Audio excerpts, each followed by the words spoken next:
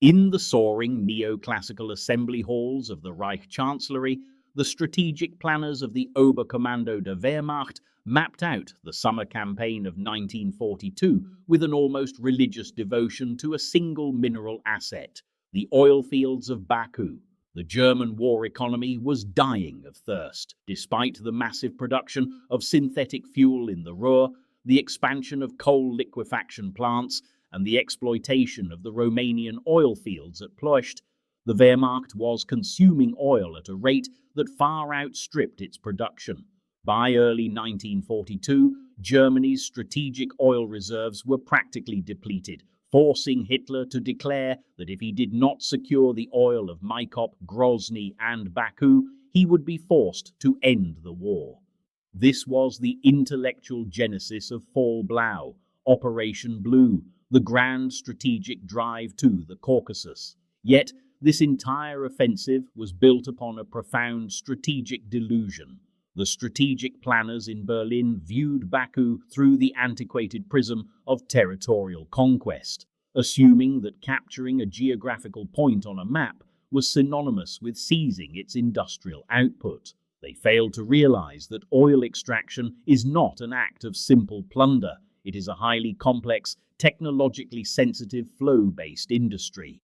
The southern Soviet oil fields were not passive reservoirs waiting to be tapped. They were highly pressurized, geologically delicate, subterranean ecosystems that required constant maintenance, highly specialized chemical drilling muds, and continuous logistical support. The moment the German spearheads crossed the Don River, they were entering a logistical vacuum, chasing a prize that was already slipping through their fingers. The unyielding laws of supply and transport logistics had already begun to choke the offensive before it even reached the Caucasus. As Martin van Creveld demonstrated in his foundational study, Supplying War, the German supply chain was already operating at its absolute limit.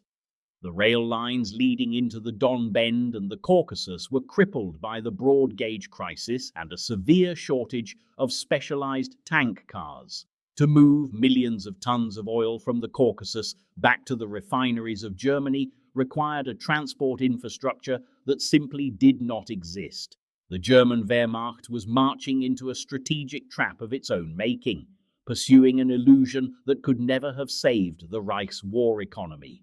The primary obstacle to Hitler's Caucasus dreams was not the terrain of the mountains, but the clinical, calculated engineering of the Soviet State Defense Committee, GKO.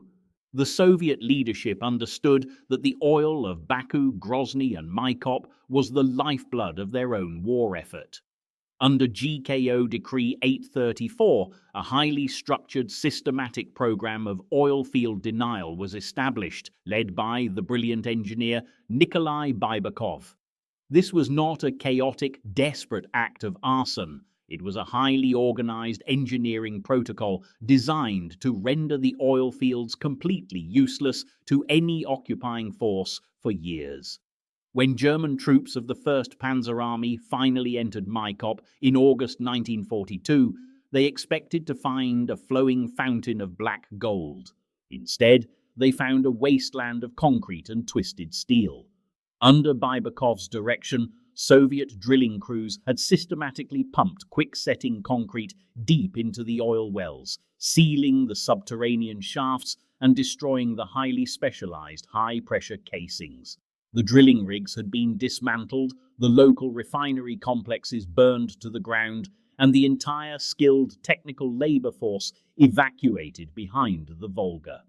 The Maikop oil field, which had previously produced 10% of the Soviet Union's oil, was completely dead. The German efforts to exploit the captured field of Maikop exposed the total bankruptcy of Axis planning. The Wehrmacht brought in a specialized technical unit, the Technical Brigade Mineral Oil, consisting of thousands of engineers, chemists, and oil well specialists. Yet after months of grueling labor under constant partisan harassment, the brigade managed to produce only a negligible trickle of oil, barely enough to fuel the local headquarters' administrative vehicles. The geological reality of oil field denial meant that to restore production required heavy drilling equipment, casing pipes, and deep well pumps that Germany simply could not transport to the front. The Soviet scorched-earth miracle had turned Hitler's glittering prize into a dry and costly grave. Even if we accept the extreme counterfactual premise that the German Wehrmacht had captured the oil fields of Baku completely intact, they would have immediately confronted a second insurmountable barrier, the Caspian Wall and the complete lack of transport infrastructure. Baku was geographically isolated from the Axis war machine. The oil fields of the Absheron Peninsula were nestled along the western shores of the Caspian Sea, a closed maritime basin completely controlled by the Soviet Caspian flotilla. Any attempt to transport Baku's oil across the Caspian to Astrakhan or Krasnovodsk was blocked by Soviet naval supremacy and active Allied air interdiction. To move the oil westward toward Germany required pipelines or maritime tankers on the Black Sea. However, the existing pipeline from Baku to Batumi on the Black Sea coast was highly vulnerable to Soviet airstrikes and partisan sabotage. Furthermore, the German Kriegsmarine possessed no tanker fleet on the Black Sea capable of moving millions of tons of crude oil. The narrow, neutral straits of the Bosporus were closed to Axis warships and military transports under Turkish neutrality laws, preventing Germany from bringing modern oil tankers from the Mediterranean. This left rail transport as the only viable alternative, but the German Reichsbahn was already suffering from a catastrophic shortage of specialized oil tank cars. The broad-gauge track network of the occupied territories had to be laboriously converted to standard gauge, creating a massive transshipment bottleneck at the borders. Every single litre of oil transported by rail had to be pumped from broad-gauge Soviet cars into standard-gauge German cars, a process that was slow, mechanically intensive, and highly vulnerable to interdiction. The Wehrmacht had chased a resource that was logistically locked behind a wall of physical and maritime geography, separated from the factories of the Ruhr by thousands of kilometers of hostile, non-cooperative space. The final element of the Baku Oil Illusion lies in the strategic relocation of Soviet oil assets and the creation of the Second Baku. While the German High Command focused all of its intelligence assets on the Caucasus, the Soviet GKO was already executing a massive expansion of oil extraction in the Volga-Ural region, deep within the interior of the USSR. Under the direction of the State Planning Committee, Gosplan, thousands of oil workers' drilling rigs and refinery components were moved from the vulnerable western regions to Bashkiria, Tatarstan, and the Kuibyshev Oblast. This Volga-Ural shield ensured that even if the Caucasus had been completely severed, the Soviet war machine would have remained fully fueled. By early 1943, the Second Baku was already outproducing the pre-war output of the Caucasus fields, providing the Red Army with an inexhaustible supply of high-grade diesel and aviation fuel.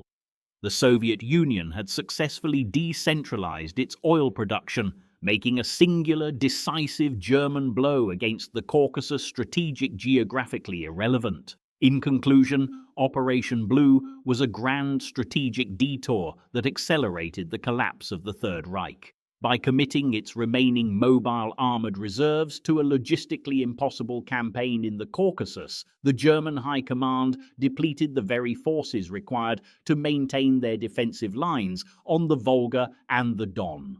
The Baku Oil Illusion remains one of the most stark warnings in military history, that strategic plans built upon territorial acquisition without regard for the unyielding laws of logistics, physical geography, and material engineering are doomed to end in absolute catastrophic defeat.